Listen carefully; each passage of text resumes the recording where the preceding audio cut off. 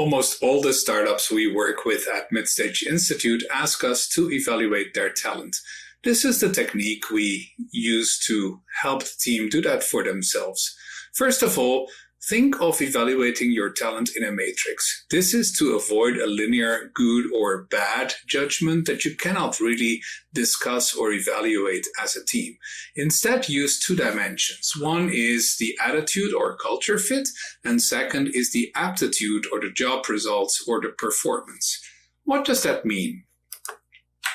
So in a beginning phase, we typically look at, do the people buy into the vision and do they get their stuff done? This is like when everyone still fits around the breakfast table and when they are essentially all serving as assistants to the CEO and founder, who's basically just trying to figure out a way for a startup to work.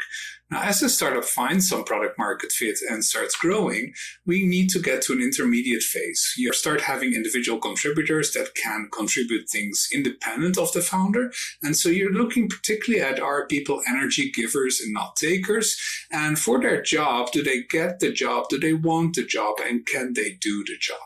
As a startup grows even further, you're going to have an advanced phase where you're going to have managers and maybe even leaders. And then we get to a more advanced definition also of A players. Are they living and exemplifying the values, not just for themselves, but for their teams? And also, are they actually delivering on the more formalized results that we set, such as OKRs or KPIs? Again, not just for themselves, but also for the teams that they manage and lead. Now, are you actually providing the infrastructure for A players? This is where a lot of startups fall short in our experience because they want A players, but they don't actually provide the infrastructure or the tools for A players to shine. What we mean with this infrastructure is that you need to set explicit core values. It's not just like, do as I say, or this is the kind of person I like. No, you have to set explicit core values of what are the kind of people we want to work with and the kind of behavior we like to see, and also what is the kind of behavior that we would essentially not want to keep people on the payroll for. Okay, and then on the other dimension, we want to see explicit goals. So we have OKRs in place, we have KPIs in place, and at Midstage Institute, we almost always help startups to draw them up every quarter. But on top of that, you also need some measure of employee satisfaction for managers or for leaders to make sure they're also doing a good job in the eyes of the teams that they're supposed to manage, lead, and develop. Now, what do you actually do when people land up in these different quadrants? So for D players, it's actually the simplest. You need to free up their future. If somebody really lands in this quadrant of no job results and no good attitude, why would you want to keep them?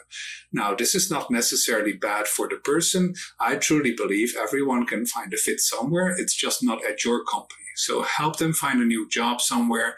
Make sure they do not continue to be in your company because they do not have a future there and it's really unfair to keep them there.